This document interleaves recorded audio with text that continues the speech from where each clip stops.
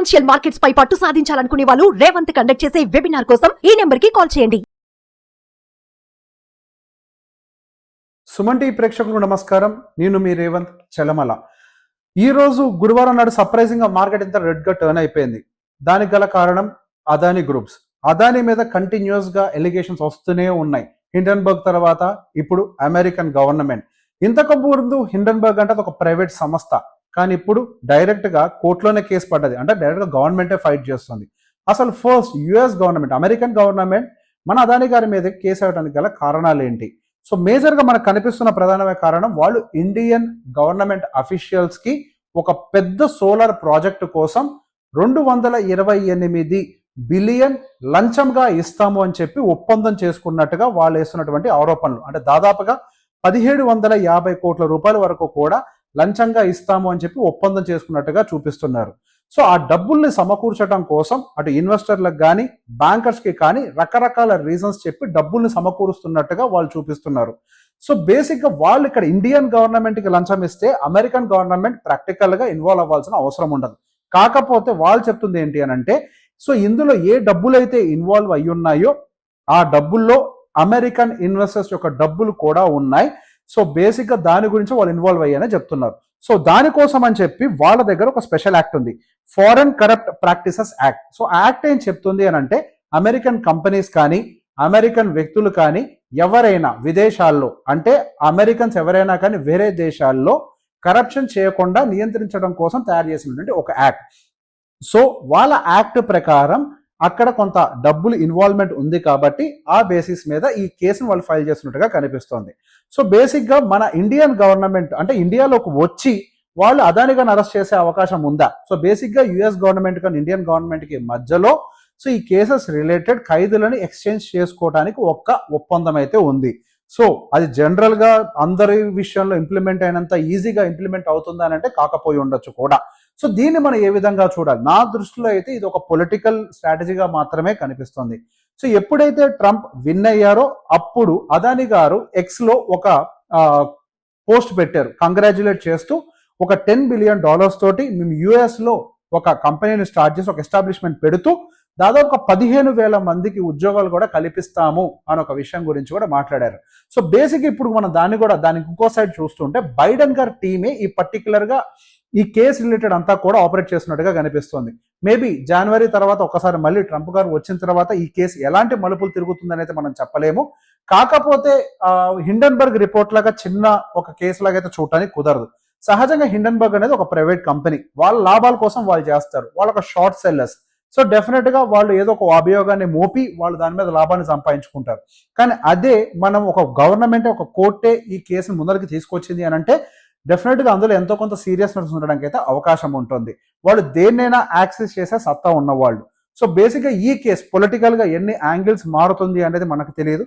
So definite గా ఇక మీదట అదానీ రిలేటెడ్, ఇక మీదట కాదు ఎప్పటి నుంచో చెప్తున్నాము, మనకి ప్రీవియస్ గా సెబీకి రిలేటెడ్ ఆరోపణలు కూడా వచ్చినప్పుడు మనం పూర్తిగా కొట్టేయడానికి ఏదీ లేదు. మనకి నిప్పులేందే పొగరాదు అనే ఒక సామెత ఉంటుంది కదా. సో కంటిన్యూస్ ఇట్లాంటివి వస్తున్నప్పుడు మన కంపెనీ రిలేటెడ్ స్టాక్స్ కొనుక్కునేటప్పుడు కొంత జాగ్రత్తగా ఉండాలి. అదొకటే రీజన్ కాకుండా వాటి యొక్క స్టాక్స్ యొక్క పిఈ రేషియోస్ కూడా చాలా హైలో ట్రేడ్ అవుతున్నాయి. ఏ ఒక్క బ్యాడ్ న్యూస్ వస్తున్నా కానీ అంత హ్యూజ్ పిఈతో ట్రేడ్ అవుతున్నటువంటి ఏ స్టాక్ అయినా కానీ చాలా విపరీతమైన సెల్లింగ్ లోకి వెళ్తుంది. కాబట్టి మనం కొంతవరకు ఇట్లాంటి స్టాక్స్ కి దూరంగా ఉండి మన ఇన్వెస్ట్మెంట్స్ ని జాగ్రత్తగా కాపాడుకోవాలి. Thank you very much. Suman TV ప్రేక్షకులకు నమస్కారం. నేను మీ రేవంత్ చలమల. ఈ రోజు గురువారం నాడు సర్ప్రైజింగ్ గా మార్కెట్ ఇంత రెడ్ గా టర్న్ అయిపోయింది. దానికి గల కారణం అదానీ గ్రూప్స్.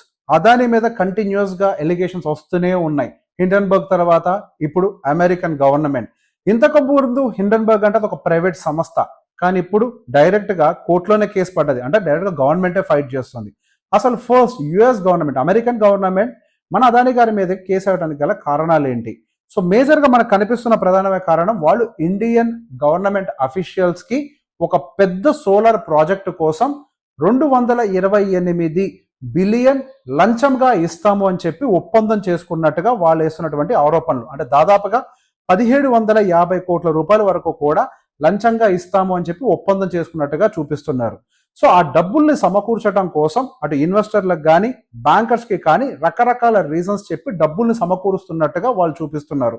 సో బేసిక్గా వాళ్ళు ఇక్కడ ఇండియన్ గవర్నమెంట్కి లంచం ఇస్తే అమెరికన్ గవర్నమెంట్ ప్రాక్టికల్గా ఇన్వాల్వ్ అవ్వాల్సిన అవసరం ఉండదు. కాకపోతే వాళ్ళు చెప్తుంది ఏంటి అని అంటే, సో ఇందులో ఏ డబ్బులైతే ఇన్వాల్వ్ అయ్యి ఉన్నాయో ఆ డబ్బుల్లో అమెరికన్ ఇన్వెస్టర్స్ యొక్క డబ్బులు కూడా ఉన్నాయి. సో బేసిక్గా దాని గురించి వాళ్ళు ఇన్వాల్వ్ అయ్యారని చెప్తున్నారు. సో దానికోసం అని చెప్పి వాళ్ళ దగ్గర ఒక స్పెషల్ యాక్ట్ ఉంది, foreign corrupt practices act. So act ఏం చెప్తుంది అని అంటే, అమెరికన్ కంపెనీస్ కానీ అమెరికన్ వ్యక్తులు కానీ ఎవరైనా విదేశాల్లో, అంటే అమెరికన్స్ ఎవరైనా కానీ వేరే దేశాల్లో కరప్షన్ చేయకుండా నియంత్రించడం కోసం తయారు చేసినటువంటి ఒక యాక్ట్. సో వాళ్ళ యాక్ట్ ప్రకారం అక్కడ కొంత డబ్బులు ఇన్వాల్వ్మెంట్ ఉంది కాబట్టి ఆ బేసిస్ మీద ఈ కేసును వాళ్ళు ఫైల్ చేస్తున్నట్టుగా కనిపిస్తోంది. సో బేసిక్గా మన ఇండియన్ గవర్నమెంట్ అంటే ఇండియాలోకి వచ్చి వాళ్ళు అదాని గారిని అరెస్ట్ చేసే అవకాశం ఉందా? సో బేసిక్గా యుఎస్ గవర్నమెంట్ కానీ ఇండియన్ గవర్నమెంట్కి మధ్యలో సో ఈ కేసెస్ రిలేటెడ్ ఖైదులను ఎక్స్చేంజ్ చేసుకోవడానికి ఒక్క ఒప్పందం అయితే ఉంది. సో అది జనరల్గా అందరి విషయంలో ఇంప్లిమెంట్ అయినంత ఈజీగా ఇంప్లిమెంట్ అవుతుందా అని అంటే కాకపోయి ఉండొచ్చు కూడా. సో దీన్ని మనం ఏ విధంగా చూడాలి? నా దృష్టిలో అయితే ఇది ఒక పొలిటికల్ స్ట్రాటజీగా మాత్రమే కనిపిస్తుంది. సో ఎప్పుడైతే ట్రంప్ విన్ అయ్యారో అప్పుడు అదాని గారు ఎక్స్లో ఒక పోస్ట్ పెట్టారు కంగ్రాచులేట్ చేస్తూ, ఒక $10 బిలియన్ తోటి మేము యుఎస్లో ఒక కంపెనీని స్టార్ట్ చేసి ఒక ఎస్టాబ్లిష్మెంట్ పెడుతూ దాదాపు 15,000 మందికి ఉద్యోగాలు కూడా కల్పిస్తాము అని ఒక విషయం గురించి కూడా మాట్లాడారు. సో బేసిక్ ఇప్పుడు మనం దానికి ఇంకో సైడ్ చూస్తుంటే బైడెన్ గారి టీమే ఈ పర్టికులర్గా ఈ కేసు రిలేటెడ్ అంతా కూడా ఆపరేట్ చేస్తున్నట్టుగా కనిపిస్తుంది. మేబీ జనవరి తర్వాత ఒకసారి మళ్ళీ ట్రంప్ గారు వచ్చిన తర్వాత ఈ కేసు ఎలాంటి మలుపులు తిరుగుతుందని అయితే మనం చెప్పలేము. కాకపోతే హిండెన్బర్గ్ రిపోర్ట్ లాగా చిన్న ఒక కేసు లాగా అయితే చూడటానికి కుదరదు. సహజంగా హిండెన్బర్గ్ అనేది ఒక ప్రైవేట్ కంపెనీ, వాళ్ళ లాభాల కోసం వాళ్ళు చేస్తారు, వాళ్ళ ఒక షార్ట్ సెల్లర్స్. సో డెఫినెట్ గా వాళ్ళు ఏదో ఒక అభియోగాన్ని మోపి వాళ్ళు దాని మీద లాభాన్ని సంపాదించుకుంటారు. కానీ అదే మనం ఒక గవర్నమెంట్ ఒక కోర్టే ఈ కేసును ముందరికి తీసుకొచ్చింది అని అంటే డెఫినెట్ గా అందులో ఎంతో కొంత సీరియస్నెస్ ఉండడానికి అయితే అవకాశం ఉంటుంది. వాళ్ళు దేన్నైనా యాక్సెస్ చేసే సత్తా ఉన్నవాళ్ళు. సో బేసిక్ గా ఈ కేసు పొలిటికల్ గా ఎన్ని యాంగిల్స్ మారుతుంది అనేది మనకు తెలియదు. సో డెఫినెట్ గా ఇక మీదట అదాని రిలేటెడ్, ఇక మీదట కాదు ఎప్పటి నుంచో చెప్తున్నాము, మనకి ప్రీవియస్ గా సెబీకి రిలేటెడ్ ఆరోపణలు కూడా వచ్చినప్పుడు మనం పూర్తిగా కొట్టేయడానికి ఏదీ లేదు. మనకి నిప్పులేందే పొగరాదు అనే ఒక సామెత ఉంటుంది కదా. సో కంటిన్యూస్ ఇట్లాంటివి వస్తున్నప్పుడు మన కంపెనీ రిలేటెడ్ స్టాక్స్ కొనుక్కునేటప్పుడు కొంత జాగ్రత్తగా ఉండాలి. అదొకటే రీజన్ కాకుండా వాటి యొక్క స్టాక్స్ యొక్క పిఈ రేషియోస్ కూడా చాలా హైలో ట్రేడ్ అవుతున్నాయి. ఏ ఒక్క బ్యాడ్ న్యూస్ వస్తున్నా కానీ అంత హ్యూజ్ పిఈతో ట్రేడ్ అవుతున్నటువంటి ఏ స్టాక్ అయినా కానీ చాలా విపరీతమైన సెల్లింగ్ లోకి వెళ్తుంది. కాబట్టి మనం కొంతవరకు ఇట్లాంటి స్టాక్స్ కి దూరంగా ఉండి మన ఇన్వెస్ట్మెంట్స్ ని జాగ్రత్తగా కాపాడుకోవాలి. Thank you very much.